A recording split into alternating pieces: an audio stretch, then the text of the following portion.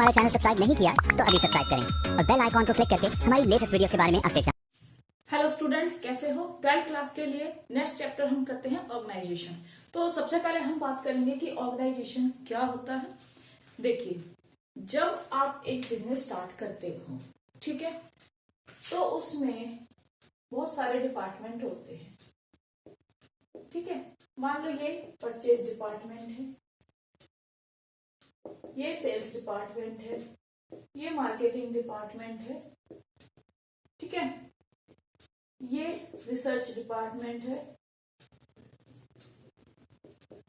और ये सर्विस के लिए रखा हुआ है। ठीक है, तो इन सभी के बीच में तालमेल बिठाना, ठीक है, वो होता है आपका कोऑर्डिनेशन, जो मैंने आपको पहले समझाया हुआ है। अब इन सभी के तालमेल के साथ साथ इनको कुछ अथॉरिटी राइट भी दिए जाते हैं, जिसको आप ऑर्गेनाइजेशन में शामिल करते हो। परचेज डिपार्टमेंट को, सेल्स डिपार्टमेंट को, सभी को कुछ ऐसी पावर्स दी जाती है, अथॉरिटी दी जाती है, जिससे कि अपना काम स्मूथली कर सके। ठीक है, तो यही ऑर्गेनाइजेशन होता है, एक तरह का आपका स्ट्रक्चर। बिजनेस को किस तरह से चलाएंगे, इसके लिए एक ढांचा तैयार किया जाता है, स्ट्रक्चर तैयार किया जाता है, जिसमें अलग अलग डिपार्टमेंट को नियुक्त किया जाता है, बिठाया जाता है। ठीक है, if it refers to the process of defining and grouping the activities of an enterprise and establishing authority relations among them। देखो, ग्रुप में काम हो रहा है, सभी ग्रुपों के बीच में जितनी भी सभी एक्टिविटीज हो रही है, परचेज हो, सेल्स हो, मार्केटिंग हो, ठीक है, सभी एक्टिविटीज में क्या किया जाता है, तो बिजनेसमैन का, एंटरप्राइज यानी एक जो ऑनर है, वो क्या करता है, सभी को एक अथॉरिटी प्रोवाइड करता है, अधिकार दे देता है, ताकि सभी के रिलेशंस अच्छे से बने रहे और काम स्मूथली चलता रहे। ठीक है, तो केंट सी टॉव ने कहा था, अ पुअर ऑर्गेनाइजेशन, अगर एक गलत ऑर्गेनाइजेशन आपने किया है, could run a good product, तो वे एक अच्छे प्रोडक्ट होने के बावजूद भी आपके बिजनेस को ग्राउंड पे यानी जमीन पे ला देगा। दैट अ गुड ऑर्गेनाइजेशन, लेकिन वहीं पे अगर ऑर्गेनाइजेशन अच्छा है, ठीक है, तो which has comparatively poor product, चाहे आपका कंपैरेटिवली पुअर प्रोडक्ट ही क्यों ना हो, फिर भी वो बिजनेस को अच्छे से मार्केट में आपके बिजनेस की पहचान करा देगा। ठीक है, तो कोऑर्डिनेशन, ऑर्गेनाइजेशन, ये सभी मैनेजमेंट के ही एक तरह से पार्ट है। ठीक है, आगे हम पढ़ेंगे अकॉर्डिंग टू हेनिंग। हेने ने देखिए क्या डेफिनेशन दी थी। हेने ने कहा कि organisation is harmonious adjustment of specialised part for the accomplishment of some common purpose. ठीक है, जब हमें कोई उद्देश्य प्राप्त करना होता है, तो उसके लिए हम सारी एक्टिविटीज में क्या करते हैं, एक मैत्रीपूर्ण यानी एक फ्रेंडली एनवायरमेंट बना देते हैं, ताकि सभी मिलजुल कर कार्य कर सके, ताकि किसी गोल की आसानी से प्राप्त किया जा सके। हेमन ने भी एक डेफिनेशन दी, उनका क्या कहना था, organisation is the structure framework, इस तरह का एक स्ट्रक्चर हम फ्रेमवर्क करते हैं, within which various efforts are coordinated and related to each other, जिसमें जो अलग अलग लोग एफर्ट्स लगा रहे हैं, परचेज डिपार्टमेंट, सेल्स डिपार्टमेंट, उन सबके बीच में कोऑर्डिनेशन भी हो जाए और उनके रिलेशनशिप भी बने रहे। ठीक है, वो एक दूसरे के साथ मिलजुल कर अच्छे से काम करते रहे।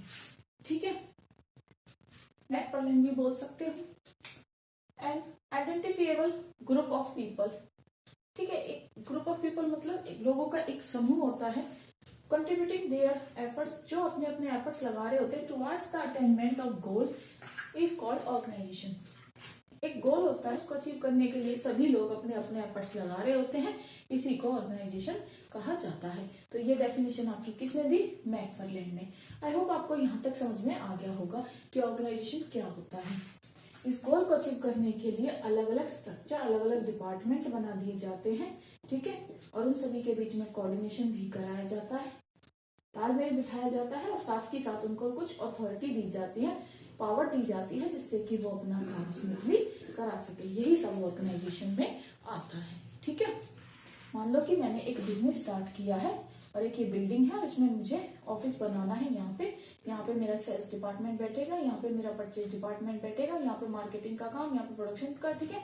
तो इस तरह से ये सारा चीजें क्या हो जाएंगी, ऑर्गेनाइजेशन। एक स्ट्रक्चर मैंने तैयार कर लिया है, ठीक है। अब जब इन पे किसी पर्सन को रिक्रूट किया जाएगा, कोई आके इन पोस्ट को संभालेगा, तो उसको रिक्रूटमेंट कहते हैं। वो नेक्स्ट चैप्टर में मैं आपको समझा दूंगी। चलिए बच्चों, आगे हम बात करेंगे फीचर्स ऑफ ऑर्गेनाइजेशन, कि ये किस तरह से काम करता है, ठीक है, इसकी विशेषताएं क्या है। सबसे फर्स्ट पॉइंट क्या होता है, डिवीजन ऑफ वर्क। इसमें क्या होता है, काम को बांट दिया जाता है। कैसे बांटा जाता है, अलग अलग डिपार्टमेंट्स में। कोई परचेज डिपार्टमेंट हो गया, ठीक है, कोई सेल्स डिपार्टमेंट हो गया, और उनके नीचे भी कुछ सब डिपार्टमेंट्स होते हैं। परचेज डिपार्टमेंट में भी कुछ सब डिपार्टमेंट होंगे, सेल्स में भी और सब डिपार्टमेंट्स, मतलब उनके अंदर भी और पर्सन्स को हायर किया जाता है। इस तरह डिवीजन ऑफ वर्क किया जाता है। एक व्यक्ति पे ज्यादा वर्कलोड नहीं होता, ठीक है, और एक काम को करके एक पर्सन उसी काम में एक्सपर्ट हो जाता है। ये भी इसके बेनिफिट है। कोऑर्डिनेशन, सभी के काम में तालमेल बिठाया जाता है, कोऑर्डिनेशन किया जाता है। कोऑर्डिनेशन नहीं करेंगे तो क्या होगा, ये भी आप जानते हो। मान लो कि परचेज डिपार्टमेंट को रॉ मटेरियल लेना है, ठीक है, रॉ मटेरियल लेना है, तो वो कितना रॉ मटेरियल लेगा, कितने प्रोडक्ट बनवाएगा, ये उसे कैसे पता चलेगा। ये सेल्स मैनेजर से पूछेगा कि भाई हमारी सेल्स कितनी हो रही है, ठीक है, पिछले महीने सेल्स कितनी हुई थी, उससे हमें इस बार ज्यादा टारगेट रखना है, तो ज्यादा रॉ मटेरियल चाहिए। तो परचेज डिपार्टमेंट को सेल्स डिपार्टमेंट से कोऑर्डिनेशन यानी कम्युनिकेट या आपस में काम के बीच में तालमेल बिठाना होता है, जिससे एक काम दो बार ना हो जाए और कोई काम होने से ना छूट जाए, ठीक है।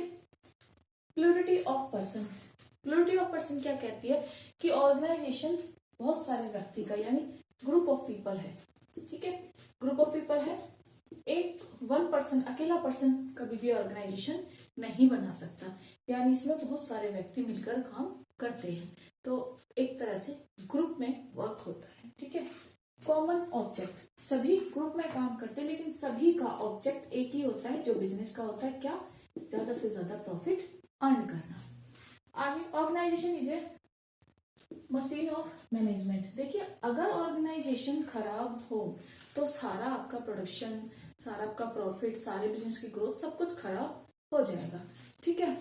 अगर ऑर्गेनाइजेशन आपने अच्छे से किया है, अलग अलग डिपार्टमेंट में अच्छे लोग, आपने स्किल्ड पर्सन, क्वालिफाइड पर्सन को रिक्रूट किया है और सभी अपना काम अच्छे से तालमेल के साथ कर रहे हैं, और काम को करने के लिए आपने सभी को अथॉरिटी दी है। अथॉरिटी क्या होता है बेटा, मान लो ये ए है, ठीक है, तो इसको अथॉरिटी मतलब इसको पावर दी है। अगर इसके नीचे 4 पर्सन काम करते हैं, बी, सी, डी, ई, तो ये 4 पर्सन को ऑर्डर दे सकता है। तो इसको एक अथॉरिटी है, पावर है, काम को कराने के लिए किसी को ऑर्डर दे सकते हैं। इसको पता है कि मुझे किसे ऑर्डर देना है, ठीक है। साथ ही साथ रिस्पॉन्सिबिलिटी भी देनी होगी, ठीक है। रिस्पॉन्सिबिलिटी क्या कहती है, अगर काम नहीं हुआ तो बॉस किससे पूछेगा, आके बॉस ए से पूछेगा कि तुम्हारा काम क्यों नहीं हुआ। बॉस का इन बी सी डी से कोई लेना देना नहीं है। तो रिस्पॉन्सिबिलिटी, काम का उत्तरदायित्व कि काम कितना हुआ है या क्यों नहीं हुआ है, ये सारे आंसर देने की रिस्पॉन्सिबिलिटी भी उसी को दी जाती है। तो अथॉरिटी, रिस्पॉन्सिबिलिटी दोनों एक साथ दी जाती है, ठीक है।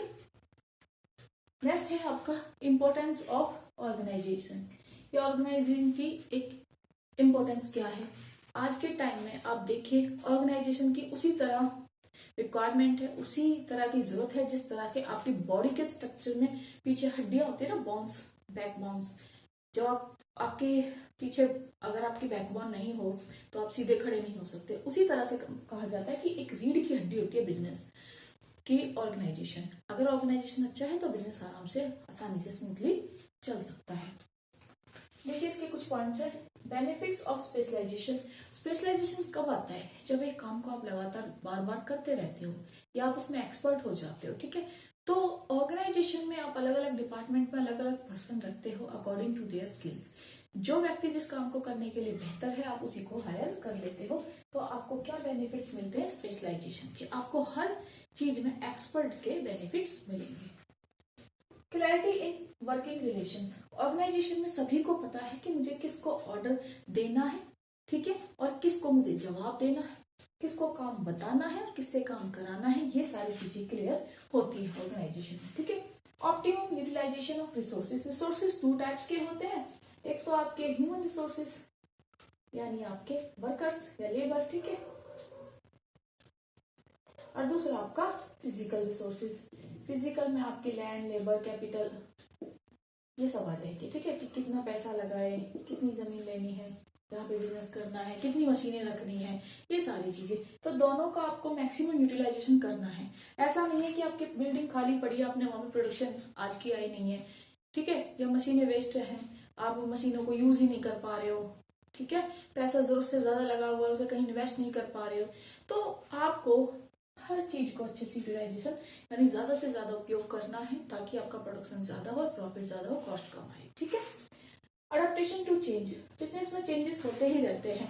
कई बार कुछ, जैसे मान लो कोई पोस्ट खाली हो गई है, ठीक है, कोई पर्सन था वो रिटायर हो गया, अब अगर आप उसी बिजनेस में नीचे वाले एम्प्लॉय को प्रमोशन कर देते हो बड़ी पोस्ट पे, तो नीचे वाला एम्प्लॉय और लॉयल हो जाएगा, दिल से काम करेगा। तो इस तरह के चेंजेस भी ऑर्गेनाइजेशन के लिए अच्छे माने जाते हैं, और इससे क्या होगा कि जिस वर्कर का आपने प्रमोशन किया है उसे पता है कि आगे बॉस को किस तरह का काम पसंद है, उन्हीं के अनुसार वो काम करता है, ठीक है, इससे आपको भी एक लॉयल पर्सन मिल जाता है। इफेक्टिव एडमिनिस्ट्रेशन, बिजनेस में एडमिनिस्ट्रेशन की बहुत ज्यादा जरूरत पड़ती है। एडमिनिस्ट्रेशन मतलब कि किस तरह से बिजनेस को चलाना है, यहाँ पे सभी डिपार्टमेंट्स को अथॉरिटी या डेलीगेशन ऑफ वर्क दिया जाता है, ठीक है, डेलीगेशन ऑफ अथॉरिटी कर लेना, कि हर व्यक्ति को काम कराने के लिए पावर दी जाती है ताकि वो आगे वर्कर्स से ऑर्डर देके काम को पूरा करा दे, ठीक है, जिससे कि एडमिनिस्ट्रेशन क्या होता है कि बिजनेस का काम स्मूथली चलता है। Development of personal, development of personal में क्या आता है कि अगर आपके कर्मचारी आपके ऑर्गेनाइजेशन में काम करते हैं और उनको प्रमोशन होता है तो उनका डेवलपमेंट कहलाता है। एक कर्मचारी काफी सालों से आपके ऑर्गेनाइजेशन में काम कर रहा है और उसे आप जब प्रमोशन देते हो तो वो और लॉयल हो जाता है। एक्सपेंशन एंड ग्रोथ, देखिए एक्सपेंशन एंड ग्रोथ क्या कहती है कि बिजनेस में अगर ऑर्गेनाइजेशन अच्छा है तो बिजनेस ज्यादा से ज्यादा बढ़ता जाता है, उसमें वृद्धि होती रहती है और साथ ही साथ ग्रोथ होती रहती है, यानी बिजनेस एक्सपेंड होता जाता है। यानी यहाँ पे मान लो कि 10 करोड़ का बिजनेस था और ऑर्गेनाइजेशन अच्छा है तो बाद में 100 करोड़ का भी आसानी से हो जाएगा, प्रॉफिट बढ़ते जाते हैं। कंक्लूजन क्या कहता है कि ऑर्गेनाइजेशन उसी तरह है, उसी तरह उसकी इंपॉर्टेंस है जैसे ह्यूमन की लाइफ में उसके बैकबोन होती है, ठीक है, स्ट्रक्चर ऑफ बोन्स होता है, बिना हड्डियों के शरीर बेकार है, उसी तरह बिना ऑर्गेनाइजेशन के आपके बिजनेस बेकार है। आई होप आपको ये क्लियर हो गया। हम बात करेंगे कॉन्सेप्ट ऑफ ऑर्गेनाइजेशन। देखिए ऑर्गेनाइजेशन के 2 टाइप्स के कॉन्सेप्ट होते हैं। फर्स्ट क्या कहता है, organisation as a process, organisation को आपने एक प्रोसेस के रूप में लेना है, ठीक है। प्रोसेस कैसे काम करेगा, सबसे पहले आप identification and division of work करोगे, फिर डिपार्टमेंटलाइजेशन करोगे, then assignments of duties, then establishing reporting relations. Second आपका कॉन्सेप्ट क्या कहता है, organisation as a structure of relation, कि ऑर्गेनाइजेशन क्या है, एक ढांचा है रिश्तों का, किस तरह के रिलेशंस होते हैं वर्कर्स में, एक होता है फॉर्मल और एक होता है इनफॉर्मल। आगे जानते हैं। जब कॉन्सेप्ट ये कहता है कि ऑर्गेनाइजेशन को एक प्रोसेस माना जाता है, जब आप ऑर्गेनाइजेशन का काम करोगे तो ऑर्गेनाइजेशन प्रोसेस के बेटा आप 4 पार्ट में डिवाइड करते हो। प्रोसेस को हमेशा सीक्वेंस में याद रखना। सबसे पहले आप काम क्या करोगे, identification and division of work, सबसे पहले आप काम की पहचान करोगे, फिर उसके बाद काम का बंटवारा कर दोगे, किस काम को करने के लिए कौन सा व्यक्ति सही है। मान लीजिए कोई मेंटली स्ट्रांग है तो आप उसे मेंटली वर्क दे सकते हैं, कोई फिजिकली स्ट्रांग है उसे फिजिकली वर्क दे सकते हैं, कोई मार्केटिंग में अच्छा है आप उसे मार्केटिंग का काम दे दो, कोई फाइनेंस में अच्छा है आप उसे फाइनेंस का काम कर दो, कोई सेल्स में अच्छा है तो आप उसे सेल्स का काम दे दो। तो ये सब क्या कहलाता है कि आपने उन लोगों की पहचान की है जिनको उनके स्किल्स के अनुसार काम दे दिया है, ठीक है। सेकंड कहता है डिपार्टमेंटलाइजेशन, यहाँ पे आप अलग अलग डिपार्टमेंट नियुक्त करते हो, परचेज डिपार्टमेंट अलग, सेल्स डिपार्टमेंट अलग, मार्केटिंग डिपार्टमेंट अलग, फाइनेंस डिपार्टमेंट अलग। अब देखिए उनमें क्या काम करते हो। जब डिपार्टमेंट में सिर्फ फॉर वन प्रोडक्ट, अगर एक ही प्रोडक्ट, एक प्रकार का ही प्रोडक्ट बनता है, यानी मान लीजिए कि यहाँ पे एक मार्कर ही बनता है, ठीक है, तो ये क्या काम कहलाता है, फंक्शनल डिपार्टमेंटलाइजेशन। ठीक है, ये एमसीक्यूज में आपसे पूछ लिया जाएगा। फंक्शनल यानी आपने काम को बांट दिया है, ठीक है, अलग अलग डिपार्टमेंट में, जब एक प्रोडक्ट की बात थी। लेकिन जब बात थी फॉर मोर प्रोडक्ट तो डिवीजन डिपार्टमेंटलाइजेशन क्या रहेगा, ठीक है, डिवीजन डिपार्टमेंटेशन। ये कई बार पूछ लिया जाता है कि फंक्शनल डिपार्टमेंट में कितने प्रोडक्ट की बात है, एक ही प्रकार का प्रोडक्ट मार्केट बना रही है, बिजनेस बना रहा है, ठीक है। और मोर प्रोडक्ट यहाँ पे मार्कर के साथ साथ अगर बिजनेस आपका चौक, डस्टर, ये सारे प्रोडक्ट बनाएगा, तो जब ज्यादा प्रोडक्ट की बात होगी तो क्या हो जाएगा, डिविजनल डिपार्टमेंटेशन। ठीक है, ये आपको समझ में आ गया होगा कि अब जब आप एक ही प्रकार का प्रोडक्ट बना रहे हो तब आप डिपार्टमेंट को उनके काम के अनुसार बांट रहे हो, तो ये फंक्शनल डिपार्टमेंट है। परचेज डिपार्टमेंट अलग, सेल्स डिपार्टमेंट अलग, ठीक है। आगे अगर आप ज्यादा ही प्रोडक्ट बना रहे हो तो उनके जो, मान लो मार्कर के लिए एक अलग सेल्स डिपार्टमेंट होगा, चौक के लिए अलग, डस्टर के लिए अलग, इस तरह के अलग अलग डिपार्टमेंट्स बनेंगे तो डिविजनल डिपार्टमेंटेशन हो जाएगा। क्लियर। आगे बात करेंगे असाइनमेंट्स ऑफ ड्यूटी। सबको आप उनके काम की ड्यूटीज दोगे, यानी सबको पता होना चाहिए कि किसको किससे आदेश, यानी किसको किससे ऑर्डर लेने हैं, ठीक है, किसको किसके प्रति रिस्पॉन्सिबल होना है, यानी अगर कुछ हो जाता है तो जवाब किसको देना है, ठीक है। और क्या पता होना चाहिए असाइन ऑफ ड्यूटीज में, ये पता होना चाहिए कि कौन अथॉरिटी, किसके पास अथॉरिटी है, यानी कौन सीनियर है और कौन सबऑर्डिनेट है।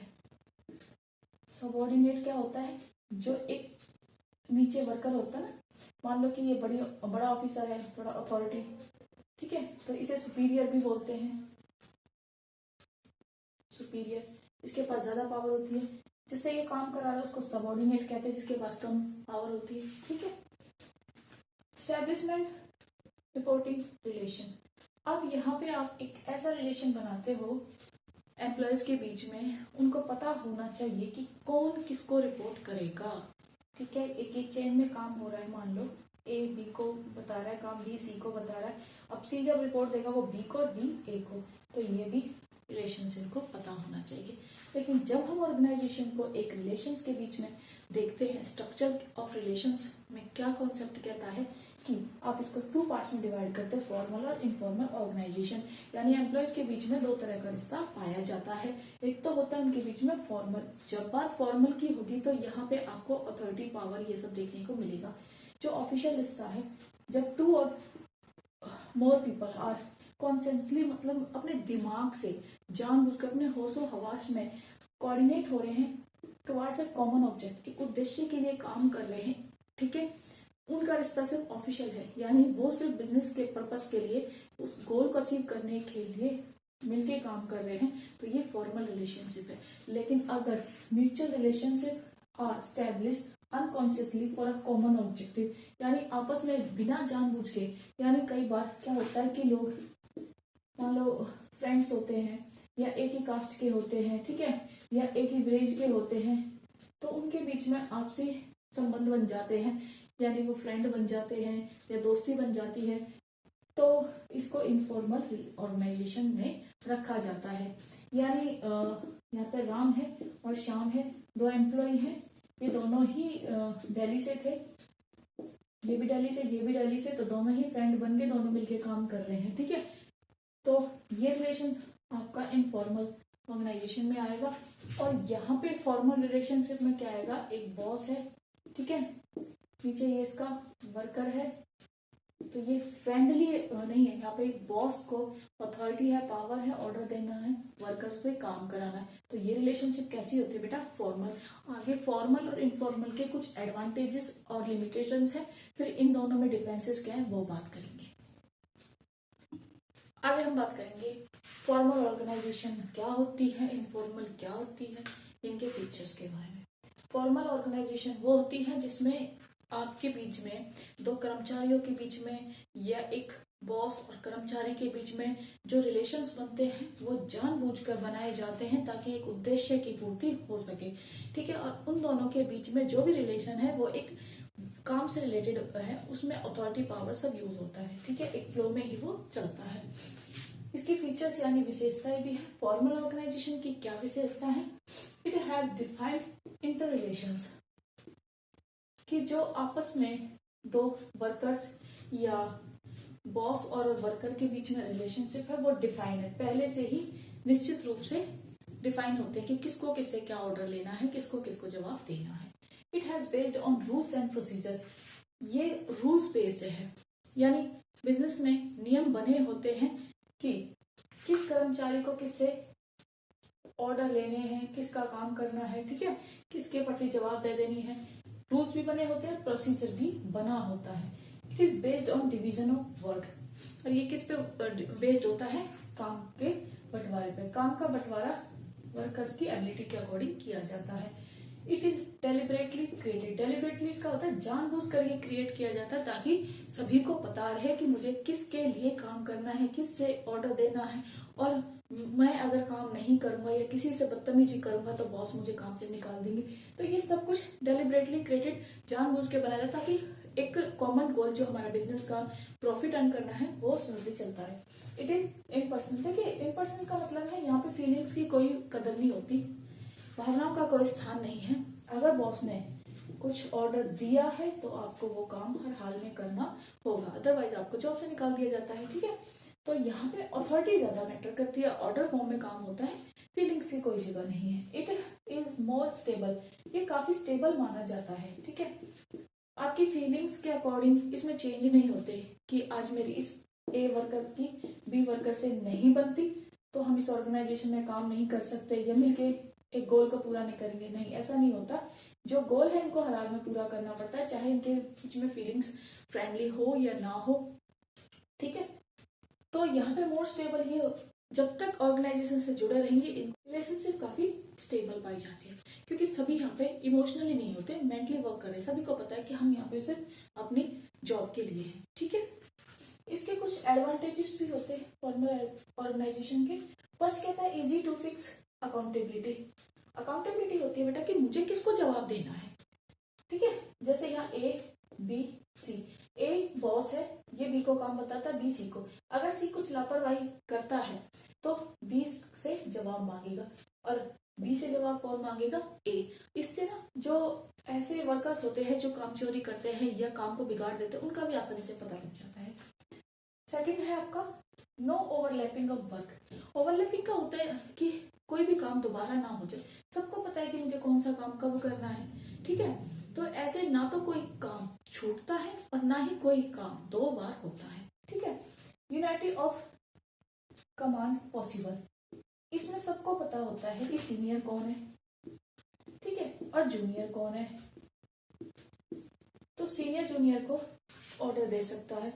और यूनिटी ऑफ कमांड क्या कहता है कि एक टाइम पे एक जूनियर को एक ही सीनियर ऑर्डर दे सकता है, यानी अगर ए सी को ऑर्डर दे रहा है तो उसी टाइम पे बी उसे ना दे, नहीं तो वो ना ही तो ए का काम कर पाएगा ना ही बी का, वो कंफ्यूज हो जाएगा। कई बार ऑर्डर क्रॉस ऑर्डर भी होते हैं, तो यही होता है यूनिटी ऑफ कमांड पॉसिबल। तो यहाँ पे ये पॉसिबल होता है। ये हेनरी फॉल ने दिया था 14 प्रिंसिपल में, आप चाहे तो प्लेलिस्ट में जाके मैनेजमेंट ऑफ प्रिंसिपल देख सकते हैं। आगे देखिए, easy to get goal. Formal organisation में आपका गोल आसानी से अचीव किया जा सकता है, क्योंकि सभी को पता है कि हमारा गोल प्रॉफिट कमाना है। हम यहाँ ऑर्गेनाइजेशन में इसीलिए जुड़े हुए हैं कि अगर हम अपना काम ठीक से करेंगे तो हम जॉब पे बने रहेंगे और प्रॉफिट हमें भी मिलता रहेगा। Stability in organisation, formal relationship यहाँ पे स्टेबिलिटी को शो करता है कि हमें अगर 5 साल ऑर्गेनाइजेशन में टिके रहना है तो आपस में वर्कर्स की अगर लड़ाई भी हो रही है तो इग्नोर करना पड़ेगा, क्योंकि हम यहाँ मेंटली स्टेबिलिटी के साथ बिजनेस में रुकना चाहते हैं, अपनी जॉब को सिक्योर करना चाहते हैं, तो यहाँ इमोशंस का कोई काम नहीं है, इसलिए स्टेबिलिटी ज्यादा पाई जाती है। लेकिन फिर भी इसकी कुछ लिमिटेशंस भी होती हैं। फिर भी इसकी कुछ कमियां भी होती है। कमियां क्या है उसके बारे में बात करेंगे। डिले इन वर्क, कई बार काम में देरी हो जाती है। ए बी को बताएगा, बी सी को बताएगा, ठीक है, सी अगर डी को ऑर्डर दे रहा है, इतने प्रोसेस से कम्युनिकेशन अगर गुजरेगा तो काम में देरी हो जाती है, तो डिसीजन लेने में भी देरी हो जाती है कई बार, ठीक है। तो यही है limitations. Lack of initiatives, initiative क्या कहता है? इनिशिएटिव होता है मुझे कुछ नया काम करना है, तो मेरे दिमाग में कुछ नया आइडिया आ रहा है, पहल करूं, तो यहाँ पे ये सब नहीं चलता। लैक मतलब कमी। इन सब चीजों की कमी क्यों होती है? क्योंकि वर्कर को पता है कि मैं तो भाई सबसे नीचे लेवल पे काम करता हूँ, मेरा आइडिया तो ऊपर वाला कैंसिल ही कर देगा, यहाँ तो मुझे जो बॉस ने ऑर्डर दिए हैं वही फॉलो करना है, तो अपना दिमाग तो लगाना ही नहीं है, ठीक है। तो लैक ऑफ इनिशिएटिव, यहाँ पे जो आपके नए नए आइडियाज वर्कर्स को आते हैं उनकी ओर कोई ध्यान नहीं दिया जाता, क्योंकि हम एक तरह से ऑर्डर ही फॉलो होते हैं। नेक्स्ट पॉइंट हमारा थर्ड लिमिटेशंस क्या कहती है? Mechanism of relations. देखो, जो हमारे रिलेशंस हैं वो एक मैकेनिज्म यानी यंत्रवत होते हैं, यानी मशीन की तरह होते हैं। सबको पता है कि ए ने बी को ऑर्डर देना, बी ने सी को डी ने, तो ठीक है, ये एक मैकेनिज्म में होते हैं, रोज रोज वही काम, एक पूरी रिलेशनशिप फील होती है, ठीक है, कुछ नयापन नहीं दिखता, वर्कर्स भी बोर हो जाते हैं, तो ये भी एक इसकी कमी है। आगे हम बात करेंगे इन कमियों से। जब मैकेनिज्म फील होता है, वर्कर बोर हो जाते हैं, सिर्फ सुबह से शाम तक आना और काम ही काम, काम ही काम, ठीक है, आपस में कुछ भी गॉसिप नहीं, कोई भी बातें नहीं, तो इन सब चीजों को ध्यान में रखते हुए वर्कर्स ने ना आपस में खुद ही इनफॉर्मल रिलेशनशिप बना लिए। कि ये इनफॉर्मल रिलेशंस कैसे होते हैं? कि आपस में एक दूसरे से दोस्ती करना, भाईचारा, ये जिनके इंटरेस्ट एक जैसे होते हैं वो आपस में बातें करते हैं, तो ऐसे संबंधों को क्या बोला जाता है? इनफॉर्मल। इनसे एक सोशल रिलेशनशिप भी बोल सकते हैं, एक फ्रेंडली दोस्ती, ये सब भी बोल सकते हैं, जिससे कि उनको एक फैमिली वाली फीलिंग आती है। एक एम्प्लॉय 8 से 10 घंटे एक ऑर्गेनाइजेशन में काम कर रहा है, थोड़े अपने इमोशंस शेयर करता है, फीलिंग शेयर करता है, वो क्या फील कर रहा है, ये सब इनफॉर्मल रिलेशनशिप में आ जाती है। आइए पढ़ते हैं इसके फीचर्स, विशेषताएं क्या है इसकी फॉर्मल रिलेशनशिप की। देखिए, ऑर्गेनाइजेशन में जितना ही फॉर्मल ऑर्गेनाइजेशन जरूरी है उतना ही इनफॉर्मल ऑर्गेनाइजेशन भी जरूरी है। पहले फीचर्स इसके कहते हैं it's based on formal organisation. ये फॉर्मल ऑर्गेनाइजेशन पे ही बेस्ड है। पहले फॉर्मल ऑर्गेनाइजेशन में 2 कर्मचारियों को काम पे रखा, तभी तो उनके बीच में रिलेशंस बने। रिलेशन उनके बीच में फॉर्मल के अकॉर्डिंग ही बनेंगे, क्योंकि फॉर्मल में अगर वो नहीं आते तो वो एक दूसरे को जानते ही नहीं। यानी 2 एम्प्लॉय आपस में मिले हैं, किसकी वजह से? पहले वो ऑर्गेनाइजेशन के एम्प्लॉय थे, उनके बीच में फॉर्मल ऑर्गेनाइजेशन था। It has no written rule and procedure, उनके बीच में ना बातों का, काम का कोई भी रूल प्रोसीजर नहीं होता। उनके बीच में कोई प्रोसीजर फॉलो नहीं होता कि मुझे ए को बताना, बी को बताना, सी को नहीं। वो आपस में सेम लेवल पे काम कर रहे हैं, ठीक है, आपस में एक दूसरे से फ्रेंडली बात करते हैं, ठीक है, फ्रेंडली वर्क डिवाइड कर लेते हैं, उनके बीच में कोई रिटर्न रूल की जरूरत नहीं पड़ती। इंडिपेंडेंट चैनल ऑफ कम्युनिकेशन, वो आपस में ना एक दूसरे से बात करने के लिए कोई चैनल यानी किसी फ्लो की जरूरत नहीं कि ए बी को बताएगा फिर बी को सी, नहीं, ये ग्रुप में भी बात कर सकते हैं एक साथ बैठे हुए, ठीक है, कोई फॉर्मल चैनल की रिक्वायरमेंट नहीं होती। It is not deliberately created, ये डेलिबरेटेड मतलब ये जानबूझकर नहीं बनाया जाता, किसी उद्देश्य की पूर्ति के लिए नहीं बनाया जा रहा, ये अपने आप ही क्रिएट हो जाता है, ठीक है।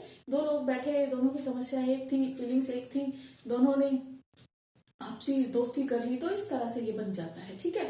ये दोनों के गोल एक थे, एक ही प्रोजेक्ट पे काम कर रहे थे, तो रोज मिले, बातें करी, फीलिंग शेयर हुई, तो भी रिलेशन हो गया, ठीक है। It has no place an organisation, बेटा ये ना ऑर्गेनाइजेशन है, मैंने शॉर्टली लिखा है। It has no place on organisation chart, इसमें ना कोई चार्ट बनाने की जरूरत नहीं है। कैसा चार्ट? कि मुझे ए से बात करेगा बी, बी से बात करेगा सी, ठीक है, या ए ऑर्डर देगा ई को, ई एफ को, इस तरह का कोई फ्लो चार्ट बनाने की रिक्वायरमेंट नहीं होती। ये आपस में एक ही टेबल पे या एक ग्रुप में बैठ के बात कर लेते हैं, ठीक है। इट इज पर्सनली, यहाँ पे ना कोई फॉर्मल रिलेशनशिप नहीं होती, आपस में ना ये पर्सनली अपनी फीलिंग्स शेयर कर सकते हैं, इमोशंस शेयर कर सकते हैं, ठीक है। इट लैक ऑफ स्टेबिलिटी, लेकिन यहाँ पे स्टेबिलिटी नहीं होती, आपस में अगर एक दिन लड़ाई हो गई तो ये आपस में लड़ लेते हैं, तो इनका इनफॉर्मल ऑर्गेनाइजेशन खत्म, ठीक है। तो यहाँ स्टेबिलिटी ज्यादा नहीं होती, लेकिन फिर भी इसके एडवांटेजेस हैं। पहला क्या था? Effective communication. कम्युनिकेशन होता है बेटा जब हम अपने मन के भावों को दूसरे को बताते हैं, चाहे बोलकर, लिखकर या संकेतों में, ठीक है। तो इफेक्टिव कम्युनिकेशन पाया जाता है। बिजनेस में वर्कर्स आपस में एक दूसरे से खुल के सारी बातें कर लेते हैं। कई बार हम किसी समस्या पे बातें करते हैं तो अच्छा एक फीडबैक भी मिल जाता है और हमें कुछ नए इनोवेटिव आइडियाज भी मिल जाते हैं। Fulfil the social needs. देखो, लोगों की आदत होती है जब तक कुछ किसी को से शेयर ना कर ले, अपने मन की भड़ास ना निकाल ले, अपने मन में जो चल रहा है वो बता ना ले, तो उनको सेटिस्फेक्शन नहीं मिलता। तभी तो लोग समाज से जुड़े रहते हैं, ठीक है, एक दूसरे की हेल्प करते हैं। तो ये सोशल नीड्स जो ह्यूमन नीड्स है कि हमें एक दूसरे के साथ मिलके रहना चाहिए, दोस्ती निभानी चाहिए, सुख दुख में साथ देना चाहिए। तो ऑर्गेनाइजेशन में जब सभी 8 से 10 घंटे काम कर रहे हैं तो एक सामाजिक एनवायरनमेंट बना लेते हैं जिससे उनकी सोशल नीड फुलफिल हो जाती है, ठीक है। Fulfils organisation object. देखो, जब ग्रुप में मिल जाते हैं, सभी के सुख दुख एक हो रहे हैं, तो वो एक ऑब्जेक्टिव को भी आसानी से फुलफिल कर लेते हैं। यानी जहां जहां लीडर वो एक तरह से चलेगा, वर्कर इजीली चलेंगे, ठीक है, क्योंकि एक फैमिली की तरह ही काम करते हैं तो जल्दी से ऑब्जेक्ट को फुलफिल कर लेते हैं, ठीक है। लेकिन इसके कुछ लिमिटेशंस भी होते हैं, कुछ खतरे भी हैं, इसके कुछ सीमाएं भी हैं। क्या? It creates rumours. ये ना, र्यूमर्स होता है अफवाहें, झूठी बातें, ठीक है, ये बहुत तेजी से फैलाता है। मान लो ए को कोई बात पता चली, ए ने बी को, बी ने सी को, डी को, ई को, फिर ये आगे फैलाते रहते हैं, उसी बात का कुछ और आगे फैला देंगे, फिर इसको ना एक ग्रेप वाइन चेन भी बोलते हैं। अंगूर की तरह शेप दिख रही है ना आपको, इसे बोलते हैं आपको ग्रेप वाइन। तो ग्रेप वाइन कम्युनिकेशन भी बोला जाता है। पेपर में बेटा कई बार ये आया हुआ है कि ग्रेप वाइन कम्युनिकेशन किस में आता है? इनफॉर्मल ऑर्गेनाइजेशन का पार्ट है, या इनफॉर्मल ऑर्गेनाइजेशन में ये आता है। ये क्या होता है? ये र्यूमर्स मतलब अफवाहें, यानी झूठी बातें भी कई बार फैला देता है। तो ये इसकी बहुत बड़ी कमी है। सेकंड है बेटा, इट रेसिस्ट्स चेंज, ठीक है। इट रेसिस्ट्स चेंज मतलब कि ये ऑर्गेनाइजेशन में देखिए, कभी नई टेक्नोलॉजी आती है तो कर्मचारी ना उसका विरोध करते हैं, और जब ये ना एक लीडर विरोध करेगा तो वर्कर्स भी साथ में विरोध करने लगते हैं, जिसका सामना मालिक कर नहीं पाता है। लगते हैं कि हम तो एक टीम है, लीडर्स हैं, अगर देखते हैं कि हमारी बात नहीं मानी गई तो मालिक क्या कर सकता है, हम हड़ताल कर देंगे, तालाबंदी कर देंगे। ऐसी आपको सिचुएशन भी देखने को मिल जाती है। लेकिन आप जानते हो कि ऑनर को according to environment, dynamic environment होता है, वहां पे काम करना पड़ता है। मान लो नई टेक्नोलॉजी आ गई तो नई नई मशीनें ऑर्गेनाइजेशन में भी आएंगी, तो उनको चलाने के लिए वर्कर्स को ट्रेनिंग देनी पड़ती है। लेकिन वर्कर्स खुद को ट्रेन नहीं करना चाहते, वो जैसे हैं वैसे ही रहना चाहते हैं, नया वर्कलोड नहीं बढ़ाना चाहते, नया कुछ नहीं सीखना चाहते। तो ऐसे में वो उस नई टेक्नोलॉजी का ही विरोध करने लगेंगे। जैसे हाल ही में पीछे के कुछ सालों में आपने देखा कि जैसे ही कंप्यूटर आया, सारा वर्क कंप्यूटर से होने लगा, ठीक है। जिनको टाइपराइटर चलाने आते थे उनको फिर कंप्यूटर को सीखना पड़ा। तो ऐसे में लोग ना उसको विरोध करते हैं कि पहले तो अगेंस्ट हो जाते हैं, हम नहीं यूज करेंगे क्योंकि उनका वर्कलोड बढ़ता है, ट्रेनिंग वर्क बढ़ता है। तो ऐसी सिचुएशन भी यहाँ आ जाती है। थर्ड पॉइंट है बेटा, प्रेशर ऑफ ग्रुप नॉर्म्स। वही बात है कि ये फिर प्रेशर डालते हैं, एक ग्रुप बना लेते हैं, ठीक है। तो लीडर आगे आगे, पीछे वर्कर्स, और फिर किसको धमकी देंगे? मिलके ऑनर को धमकी देने लगते हैं कि नहीं, हम ऐसा नहीं करेंगे, हम तो हड़ताल कर रहे हैं, कर लो आप, कैसे हमारे बिना प्रोडक्शन करोगे। तो इसके कुछ वीक पॉइंट भी है, लिमिटेशंस, ठीक है। फिर भी नटनशल ये कहा जाएगा कि बिजनेस के लिए जितने ही फॉर्मल ऑर्गेनाइजेशन इंपॉर्टेंट है, उतनी ही इनफॉर्मल भी। कहा यह भी जाता है कि फॉर्मल और इनफॉर्मल ऑर्गेनाइजेशन दोनों ही एक सीजर के दो पार्ट हैं। जैसे एक कैंची में 2 ब्लेड्स लगे होते हैं, कैंची तो आप जानते ही होंगे, ठीक है। एक जैसे सीजर होती है कैंची, तो ये उसी तरह है, ठीक है। सीजर क्या दोनों ब्लेड के बिना किसी चीज को कट कर सकते हैं? नहीं ना। ऐसे ऑर्गेनाइजेशन में फॉर्मल ऑर्गेनाइजेशन भी होता है और इनफॉर्मल ऑर्गेनाइजेशन भी होता है। चलिए आगे हम बात करेंगे। आगे हम बात करते हैं फॉर्मल और इनफॉर्मल रिलेशनशिप में क्या डिफरेंसेस होते हैं। तो जब आप एक ऑर्गेनाइजेशन में काम करते हो तो differences between formal and informal organisation. तो बेटा जब भी मैं बताती हूँ आपको डिफरेंसेस लिखने होते हैं, तो पहले ऐसे 3 कॉलम्स आप बनाओगे। फर्स्ट कॉलम में आप डालोगे बेसिस ऑफ डिफरेंसेस, जिस बेस पे आप इन दोनों में डिफरेंस कर रहे हो वो आप हेडिंग डालोगे। फिर फॉर्मल ऑर्गेनाइजेशन, इनफॉर्मल ऑर्गेनाइजेशन। बात करते हैं मीनिंग की। कि फॉर्मल ऑर्गेनाइजेशन का मीनिंग क्या है कि यहाँ पे आपके जो रिश्ते बनते हैं वो अथॉरिटी बेस्ड होते हैं, ठीक है। एक के हाथ में पावर है तो उसके पास अथॉरिटी है आपको ऑर्डर देने की, ठीक है। दूसरा फिर बाध्य हो जाता है उस ऑर्डर को फॉलो करने के लिए, ठीक है, क्योंकि उसको अपनी जॉब प्यारी है। म्यूचुअल रिलेशनशिप, इनफॉर्मल में ऐसा कुछ नहीं होता, यहाँ पे म्यूचुअल रिलेशनशिप होती है आपसी सहमति से, या आपस के सुख दुख एक हो जाते हैं, या फीलिंग्स या गोल, तो ये ऑटोमेटिकली म्यूचुअल रिलेशंस बन जाते हैं, ठीक है। ओरिजिन, इनका जन्म कैसे होता है, फॉर्मल ऑर्गेनाइजेशन में रूल्स एंड पॉलिसीज बनती है, उसके अकॉर्डिंग यहाँ पे फॉर्मल रिलेशनशिप बनती है। लेकिन इनफॉर्मल में सिर्फ सोशल रिलेशनशिप होती है, एक दूसरे के साथ जुड़ जाते हैं, एक कनेक्शन फील होता है, दोनों फ्रेंड्स एक जैसे होते हैं, उनके जो इंटरेस्ट है, हॉबीज है वो मैच कर रही है तो भी रिश्ता बन जाता है। अथॉरिटी क्या कहती है कि डाउनवर्ड है। डाउनवर्ड क्या होता है बेटा कि एक बॉस यहाँ बैठा है, वो नीचे ऑर्डर देगा वर्कर्स को, ठीक है। तो ऑर्डर किस फॉर्म में आएंगे आपके, डाउनवर्ड। लेकिन ये डाउनवर्ड भी हो सकती है, हॉरिजेंटल भी। जब ग्रुप में काम करेंगे तो हॉरिजेंटल बेटा ये शेप होती है, तो हो सकता है ये ग्रुप में बैठे हो सारे वर्कर्स, तो इनके बीच में ये रिलेशनशिप भी हो सकता है, ठीक है। और कई बार बॉस का आप देखते हैं ना मैनेजर के साथ या वर्कर्स के साथ, कई बार डाउनवर्ड में भी सोशल रिलेशंस बन जाता है, ठीक है। यानी बॉस और मैनेजर या वर्कर दोस्त बन जाते हैं, तो ये डाउनवर्ड भी हो सकता है, हॉरिजेंटल भी हो सकता है। बिहेवियर, फॉर्मल में क्या होता है बेटा, प्री डिटरमाइंड होता है, पहले से ही पता होता है कि ये मेरा बॉस है और मैं इसका सबऑर्डिनेट यानी जूनियर हूँ, और मुझे अपने बॉस से कैसे बात करनी है। अगर गुस्सा भी आ रहा है तो मुझे रिप्लाई नहीं करना है, उसको कुछ भी उल्टा नहीं बोलना है, क्योंकि ही हैज पावर, उसके पास पावर है। अगर मैंने अभी अपना फ्रस्ट्रेशन दिखा दिया या कुछ उल्टा बोल दिया तो मेरी जॉब कहीं हाथ से, ये जूनियर है, ठीक है। तो यहाँ पे फीलिंग्स को हाइड कर लिया जाता है, सिर्फ मेंटली प्रेशर आप झेल रहे होते हो, आपको कुछ भी उल्टा सीधा नहीं बोलना होता है, ठीक है। ये इंडिविजुअल अटैचमेंट है, यहाँ आपस में लोग एक दूसरे को फ्रेंडली कैसे भी बुला सकते हैं, एक दूसरे से अटैचमेंट हो जाती है, कुछ भी बोलते हैं, ठीक है, कोई फर्क नहीं पड़ता। फ्लो ऑफ कम्युनिकेशन, बेटा ये कम्युनिकेशन मैंने शॉर्ट में लिखा है। कम्युनिकेशन मतलब आप किस तरह से कम्युनिकेट कर रहे हो। फॉर्मल में आता है scalar chain of authority. Scalar chain क्या होती है बेटा कि आप जब ऑर्डर दोगे तो नीचे की तरफ ही आएंगे, और शिकायतें जब करोगे तो ऊपर ही जाएंगी, और ये चेन में जाती है, ठीक है। यानी ऊपर बॉस तक शिकायतें जाएंगी तो नीचे जो सबसे जूनियर है वो अपने सीनियर को बताएगा, फिर उसका सीनियर उससे मैनेजर, फिर मैनेजर बॉस को उसकी शिकायतें देगा। तो एक चेन है, बात करने का तरीका स्टेप बाय स्टेप जा रही हो, ठीक है। जैसे स्टूडेंट करता है ना, आपको कोई प्रॉब्लम है तो आप मॉनिटर को बताते हो, मॉनिटर टीचर को, टीचर किसको बताता है, प्रिंसिपल को। आप सीधा ऑफिस में प्रिंसिपल के नहीं जा रहे हो, ठीक है, चेन में जा रहे हो। ऐसे ही ऑर्डर जो आ रहा है वो भी ए किसको बता रहा है, बी को, बी सी को, सी डी को, ये आपके प्रिंसिपल टीचर को, टीचर मॉनिटर को, मॉनिटर बच्चे को, इस तरह से चेन में ऑर्डर आ रही। तो ये स्केलर चेन ऑफ अथॉरिटी, ठीक है, ये किसने दी थी, हेनरी फॉल का एक प्रिंसिपल था। आप चाहे तो प्लेलिस्ट में वहां जाके देख सकते हो। लेकिन इनफॉर्मल ऑर्गेनाइजेशन में नॉट डिफाइंड, कोई भी ऐसी अथॉरिटी या चेन कुछ भी डिफाइंड नहीं होता।